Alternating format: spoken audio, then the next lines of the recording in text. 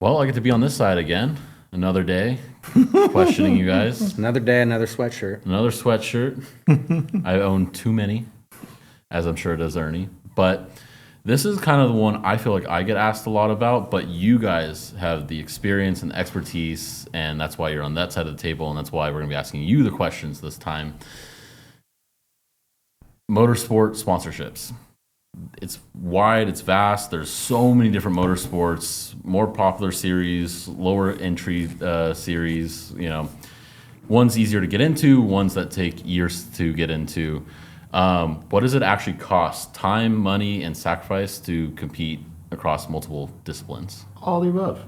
All the above. All right. Well, that's the end of right. the episode. Yeah, All there right. you go. Thank you guys. Shit, I just thought about it. It's like, I've spent a lot of money in motorsports. Holy shit. That's insane. And it's still like some of these companies that spend this much money in motorsports, they're not making it. Mm-hmm. Yeah. Like there's a lot of brands we've watched fall off that just can't continue to grow it. Is that one of those things where if you see a company that's been sponsoring something for so long and then they stop, does that also hurt their brand image to where it's like, wait, they're not. You know what he's talking about, right? He's digging at me. Right? Digging at me. Yeah, yes. NOS shouldn't have gotten rid of Forsberg. But, you know, truth be told, to your point, yeah, I mean, 20 years is a long time. You know? I think that you run your course at Yeah. some point, and I think that like with motorsports, it's like it's not always a goodbye; it's a see you later. Yeah. You know, like, and I think that like Ford is a perfect example of that. Like, you look at Ford when they go into motorsports, they have a goal, and when they complete the goal, they leave. Here's the biggest thing with motorsports, right? Like I always tell everybody, I can end the whole thing here, or we could dive deep, heavy as you want into it, right? I have been really blessed to spend 7 figures in motorsports since '03. It took you that long? Yeah, That's rookie numbers. Got to bump those up. And it's just, I think the biggest thing is like, I've seen so many wins and so many fails. And I think the biggest thing is that you see today, that you still see today, with guys like Red Bull, right? They have no problem maintaining the conversion of leads and sales. But it's because they divide and conquer. There's Red Bull Racing and there's Red Bull Beverages, right? And it's like, cool, this is no longer a sponsorship. This is an operational thing. Now Red Bull makes a lot more money off of going, hey, let's get sponsors, let's get somebody else to fund this stuff. We were doing the same thing at NEFT. You know, we were building up like our activations and we built our own event series. Same thing we saw that Hoonigan did, right? They went and said, hey, let's build our motorsports program, but now we're going to have our own events. We're going to have our own channels and our own shows. And you got to figure out how to sell something.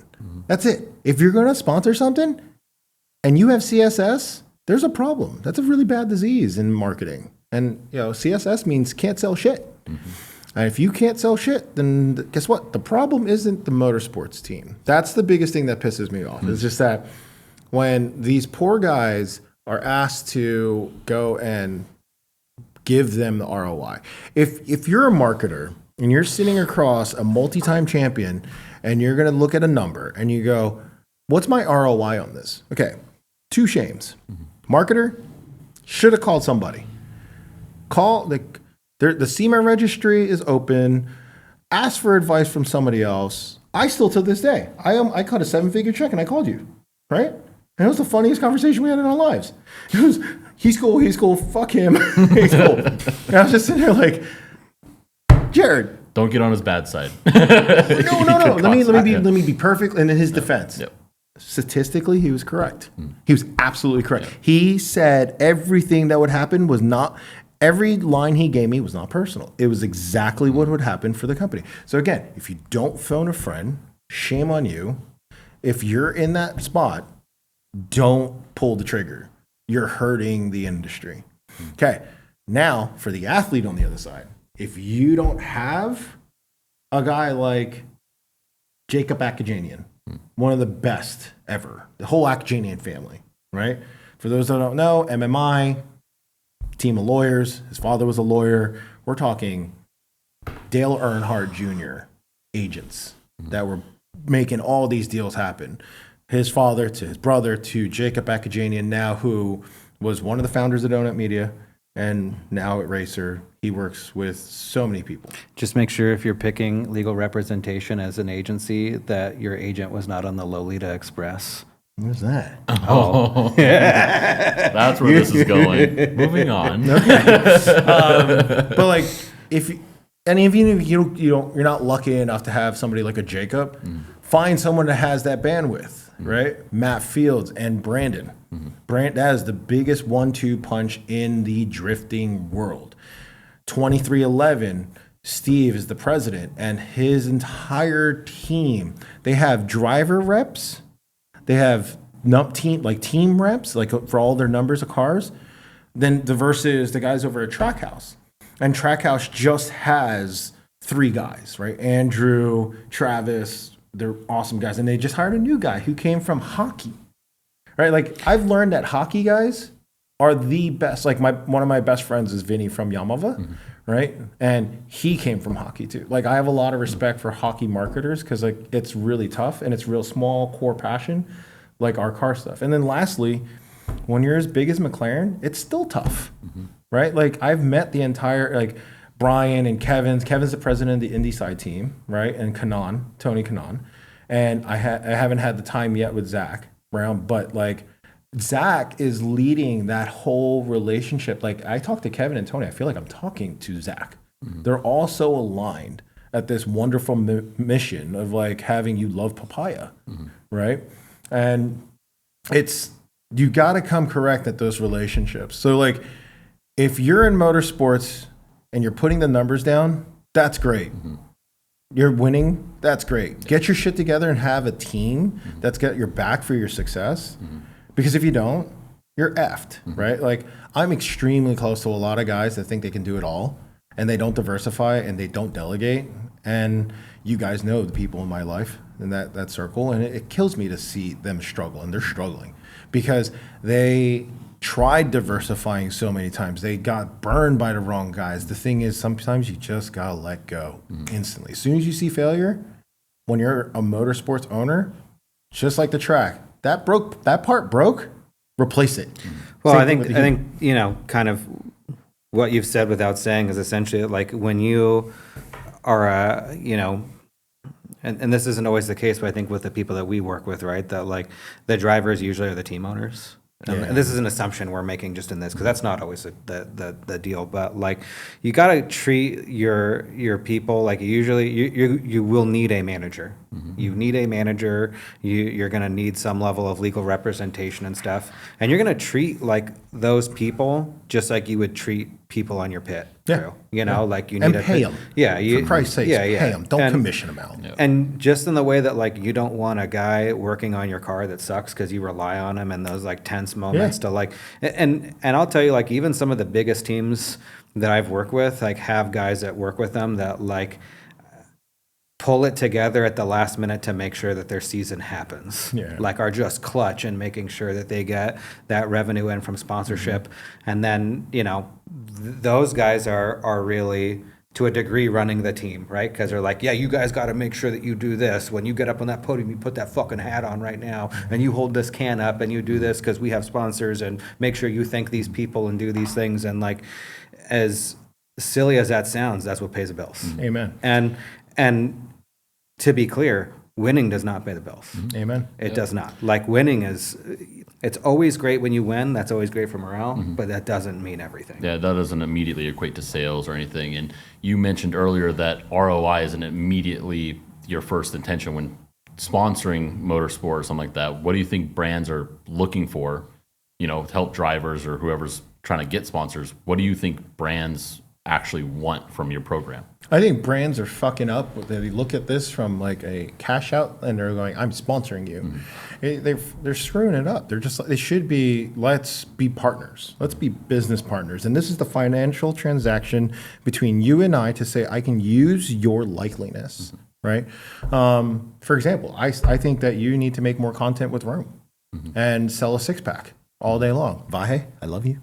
But it's God's truth. Yep. It's God's truth, right? Well, I think what you're buying is you're buying authenticity. Yeah. You're paying for that person's authenticity to vouch and give authenticity to your brand. And in a perfect scenario, and the reason like we like to use the term partnership is like you don't want it to be, you can tell the difference when someone has to like hold up that can or do something when they don't want to, but they know it pays the bills, versus like they actually care and have passion for something and they believe in it, and that's where like true partnerships start to really come in. But ultimately, like from a business standpoint, you're paying for authenticity. And sometimes you can actually tell when a partnership doesn't work and someone is like, okay, they're obviously just showing that because someone's paying them. Doesn't actually mean that they enjoy that brand. Or you would think from both sides, is that important as Look, I'll give you like a perfect example. Like when I was at Type S and we sponsored RTR. So at that time we had Vaughn and Chelsea, and then to a degree, from the Project X side we had Lauren. All three of those guys to me did different things. Vaughn is the greatest talking like head that if you're like, hey, can you go talk about this? And he enjoys it. He'll just and I think that there was at times levels where like with my management, I had to like put down like my foot or say no to certain things. I'd be like, hey, can you have Chelsea do this? And I'd be like, no, because Chelsea is not that person. And I don't want Chelsea doing these things. I want Chelsea fucking driving and winning a championship. Do not fucking distract him. You want someone to go say something? Go have Vaughn do it. Perfect all day long, right? And so it's every driver does different things and every team sponsorship is different. And a good example is like Formula D, I think, is a good example. Vaughn did a really good job, I think, of pulling, setting the bar for a lot of those guys, where like all those guys have media guys, whether they're part-time or whatever, even down to the pro spec areas, like they're going to have. Yeah, it's interesting because I think Steph really set the bar in my mind. Steph and Bergenholtz and Gardella that came from NHRA, but when you look at it, who did get a media guy first? I mean, I think Vaughn used to, and when Vaughn, I remember him pitching one time, he said something that was like, you cannot deny. He said he did not introduce himself as, I'm the first guy to beat the Japanese. I've won this. He said, I am the most commercially successful drifter in history. And that was like, whoever came with that line for you, he's not wrong. Yeah, that immediately, that's spot on. But I mean, like you look at, the point was like you get to like those guys who are like, hey, they're doing these like Instagram reels, they're doing this stuff, they're doing content outside of the event. They have the stuff that they do at the lab, and now they have stuff they do at the off-road shop. They have a full like media team, right?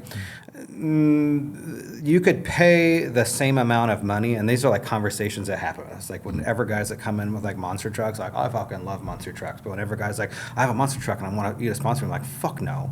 You guys don't know what the fuck you're doing usually. Well, and same thing to a degree with like trophy truck guys, because like trophy truck guys usually have so much money. Like if they get sponsorships, like they come to you, like this has literally happened to me multiple times, and it's happened like the last time we talked about it. It's hey, I want to sponsor this team, and they're like, well, we already have money. Do you want to pay for our helicopter? Like that's the kind of, that's like sponsoring trophy truck teams is like dancing F1 territory, really, right? So what you have to do as a motorsport, like someone that's in charge of motorsports contracts, is you have to think differently with those guys. So the same way that you look at like probably an F1 team, you look at like a trophy truck team and a monster truck guy, is like, I have to build into my budget a media guy that I actually have to send chasing those guys to do stuff because they won't do it themselves. Yeah. And if you want your ROI, you have to build that into your budget to do. Yeah, you got to build it, and you got to really know how to sell. That's the other problem, right? Like, there's marketers that really don't know how to sell shit, and they think it's branding, right? Media is branding, yeah, but like if you don't know how to sell it, you're done. Okay, so number one, co-op. What is the co-op? What does that mean? Whenever you saw a NOS, right? You ever saw a NOS car on the bottom right corner? It was 7-Eleven, Walmart, because we were doing co-ops.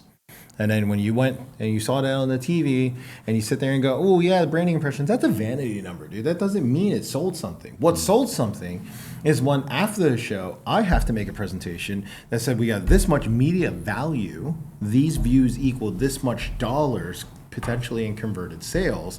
My sales guy and I have to be in perfect alignment in that deck. So when he goes to a Walmart buyer and says, our sponsorship is supporting your investment in the 10 truckloads you bought of our product, right? The sponsorships I've been involved in are such higher like mass, but the concepts are all the same. I just wish automotive would use it. Everyone in automotive is always all about social this, social numbers that, this, that, the other. When you guys have the best direct to consumer pull through on the You highest. physically see it on the car. But it's like my world is 3 figures. You guys are breaking my world is, I'm sorry, 1 figure, like $3.99. At most $20 plus shipping. You fools are selling like $1,700 things at once. And it just baffles me that everyone in this industry just looks at it and goes, well, wow, that's just a sponsorship. It's supposed to just sell it. No, it's not. It is not. You need to build, that program to move it through. Okay, here's a perfect case point, right? How many people have their own products and killing it? Outside of drifting, inside of drifting, Odie Bachis. Oh, yeah. My hat's off to my boy. I love that guy. Right? That's my dad, bro. Killing it. He came to me a few years ago. I was like, I need this much in the program. Then next thing you know, I saw Fields on there. And he took the initiative. He's like, I'm going to believe in me and believe my company. I'm the marketing. I'm like, damn right, dude.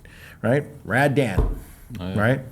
Like lived in a trailer RV in Orange County, saved up enough, sold enough 2J parts, made it himself.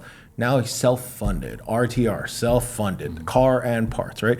So you don't see, like, the thing that sucks about drifting is that, I believe I've heard Steph say it. It's just if everyone that's driving represented professionally, then we can charge more. You can't. The most you can get on a title sponsorship today is like 300,000, and you can shoot for $1 million, but you're not going to get it because it's not professional enough, because no one polishes it up. It's like a yard sale, right? I go to a NASCAR, an IndyCar, or an IMSA race. You're sitting there like, wow. We went to the Long Beach Grand Prix, right? And seeing, the fan base was there watching drifting, but the problem is getting that fan base that was already there for IndyCar and the GT racing, getting that fan base into another motorsport series. Yeah, Jimmy's going to change that. Jimmy's going to take it from carnival to an F1 feeling.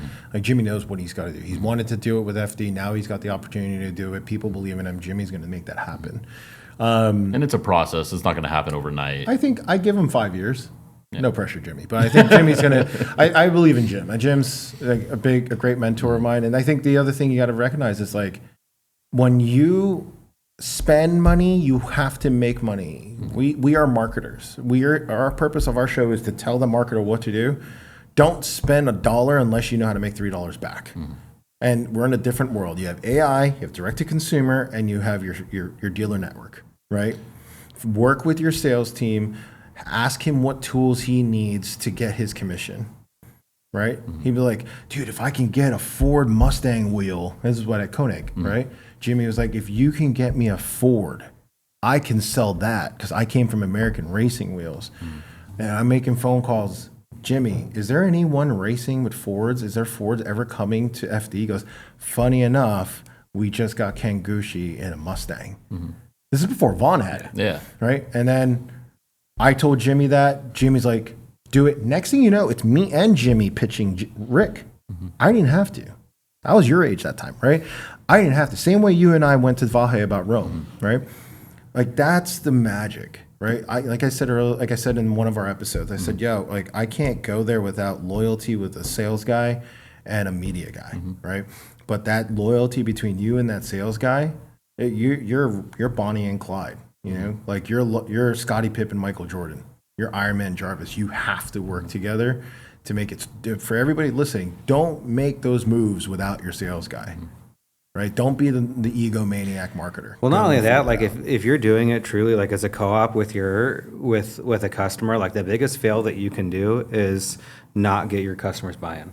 Like I see it happen all the time with people that are just like, we got to spend this money, we're going to do this thing. And like the company's just like, And you can do like such a perfect activation. But if you're like, we're going to start driving this business and you didn't put the PO in to like support that, or you're not sharing that content, or you're not participating with this program, with this activation, it just goes nowhere. Yeah. Like there's so much that you can do to drive a business and you can still be effective. But I mean, like the effectiveness can be 10% versus 300% if, everyone's firing on all cylinders. I mean, like when COVID happened and we pivoted with RTR and we did the Tron video, it like blew everybody away. Yeah. And it also crushed it at AutoZone. That I think that quarter was one of the highest selling quarters we'd ever had at AutoZone. Yeah. And it was, You know, like it was a 2-part video, and it showed him rolling up. But to again, that AutoZone was and picking up Chelsea parts, going and, to AutoZone, buying stuff.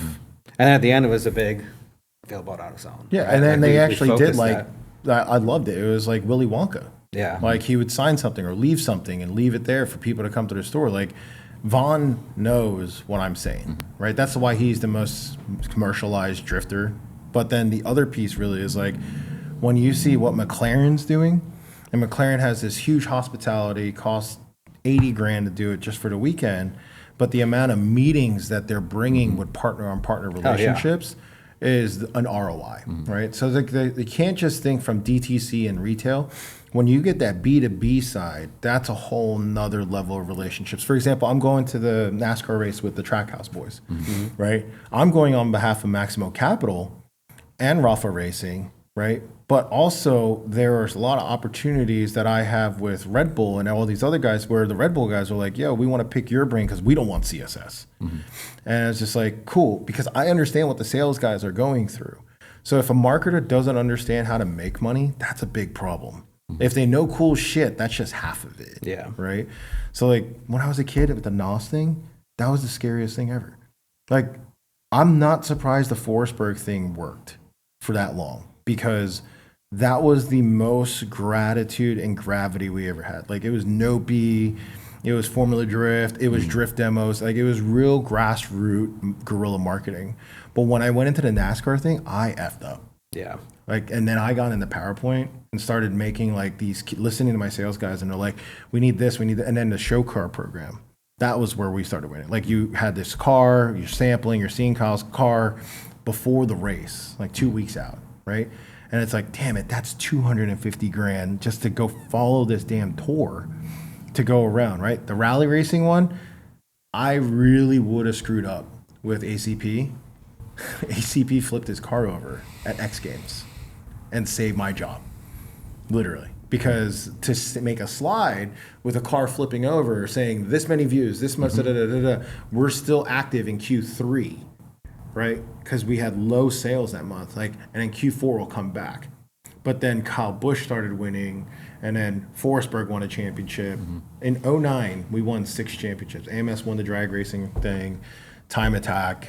AMS was like a 4-team thing, and it's insane. So like, talk to your sales guys and figure out where you got to do it before you start sponsoring people, because you should really build partnerships.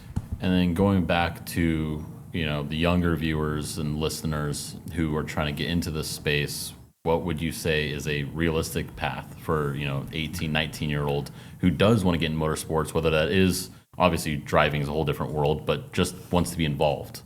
Number one, ask stupid questions and DM us.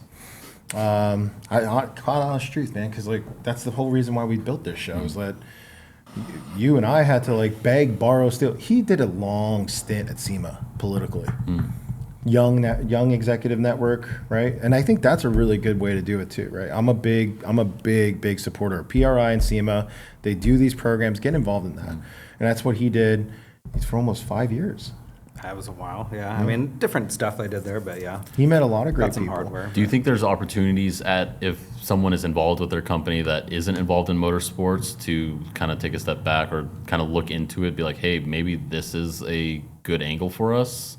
Or do you think there's certain brands that would never make sense, and if you really want to get involved, go find somewhere else? Or I don't want to tell people. I think that's hard to say. I mean, I think within the scope of this conversation, especially, it's like, you know, if you want to be involved in motorsports, and just speaking as like if you're a 19-year-old kid getting in this industry, then absolutely go work somewhere that's already involved in motorsports. Just Don't go try changing the world. Yeah, just because I've said it before, is like when you're 19 years old, nobody wants really your opinion. They want your enthusiasm. Or when you're 25. They want they want your enthusiasm, right? And they want you to, like, your good attitude and that kind of stuff. You know, if you want to learn about accounting, you know, don't go bag groceries for a living. You know, like go work somewhere that's gonna let you learn from that. Like otherwise, you're fighting an uphill battle. If you want to be a racer, buy a simulator. Yeah. Oh, Period. absolutely. Like, That's full stop. If you want to work for a motorsports team, Move to like Indianapolis. well, yeah, but and also like Indianapolis. go to somewhere like a race event that don't go to fucking NASCAR or something, but like go to Go an to FD. go to Accelerate. Yeah, well, Accelerate but I or mean, go to Formula these. Drift even. Yeah, but I mean, go to It's- these races and like where you're easily able to walk into pits and talk to people and just ask what they think. And if you, but yeah, I mean, I think a lot of times you see these guys that like they start off by sweeping the shops, and then they're given opportunity and stuff like that, there's schools definitely that are out there that can help with that. UNOH is a great school. You got Accelerate, Fab School up in Riverside for fabrication. Like We're you lucky got- here in Southern California. There's a lot of opportunities, but there's a lot of opportunities. Well, UNOH is in Ohio, I think, Yeah. right? And then like you've also got Indianapolis. Like when I went and met with all the Indy teams. It's per capita in Indianapolis there's more race teams within a. Well, if 4-hour anyone's driving listening and they're radius. from North Carolina, you're straight. Yeah. No, yeah, because- North Carolina, Tennessee. Yeah, there's like you can walk into a tire shop and there's a master fabricator back there and ask him. You know what, too? I did it. I'm not gonna lie. I worked booths. I worked 7 brands with Brian Fox, right? I worked 7 brands for free. And sat there with 7 booths. Like, and now I see him running his booth and I giggle, right? Like, and I watch you walk away from your fucking King and a Hammer semi truck, and he's all in his matching black and green with his headphones, looking like a badass in the sand. And I'm like, I'm proud of him because it's just like he's in command, right? But like, I'm watching you doing what we did to cut our teeth. If you're gonna go for it, you gotta just do it right. And it's really what it comes down to. Like, if it don't make sense, it don't make dollars, and if it don't make dollars, it don't make sense. It's a hard reality in marketing. You have to realize, like, it just comes down to like, yeah, it's the coolest shit to do ever is to sponsor somebody. But sometimes it just Sometimes you can't Doesn't do make it sense. just for You you. can't, Got to yeah. do it for the company. You got to do it for the community. You got to do what's right for it. Right? You got to really do it right. And if But you the don't- other thing I think is important is like not every race sponsorship's $1 million. Like, like, and Yeah. sometimes like, there's guys that like, you're in 4-digit dollars, not 8-digit Well, I think dollars. working in the automotive parts industry too, as well, you can find yourself. Sometimes it's just product. Yeah, tons of people do that. I mean, right now, I even say that there's the backwards where a lot of guys, the COVID kind of level of money and people having it, messed up and a lot of stuff.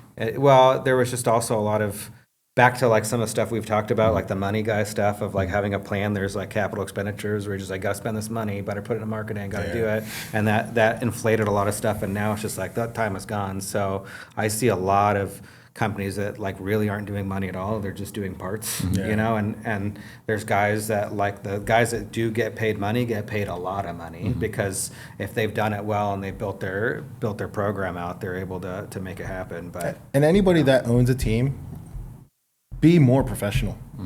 Because if you don't like if the more professional you become, the more money the entire industry makes, right? So like I have watched the World of Outlaw guys scrap all day long, right? Trying to get something going. But then you go to the Chili Bowl for the midget races, and there's a abundance of money there, and even like NASCAR drivers are coming to racing now. Why? Because it's indoors, it's much more professional, it's a better experience for companies to make a return. But when you go to the World of Outlaw series and it's on this one network, you're in a pit of dirt, right? Doesn't work, right? Okay. Then move over to someone like Cletus. He has the Freedom 500, right? yeah. That alone, he bought the facility. He could have just rented some other spot to do it. Oh, yeah. No, he has full control, right? So again, more professionalism. Like that's what everybody asks. Is like, someone asked me, like, what does more professional mean? I was like, and I remember like helping Forsberg clean up the trailer, and we had to like, he was like OCD. I made fun of him. I was like, dude, you've been so OCD since we were kids. And he was like, it's the perception of professionalism. And I'm like, oh shit, that's really what it comes down to. So like, if you are shortcutting your branding and buying like an Easy Up instead of buying that tent that goes off of your trailer, then don't do it at all. Just save up the money until you can get that awning versus a pop-up tent, right? When you have an opportunity to understand hospitality, that's when you get real. Here's the worst part. FD, is there hospitality? Nope. No. depends on the race. It used to be with Falcon. And that's when we blew up.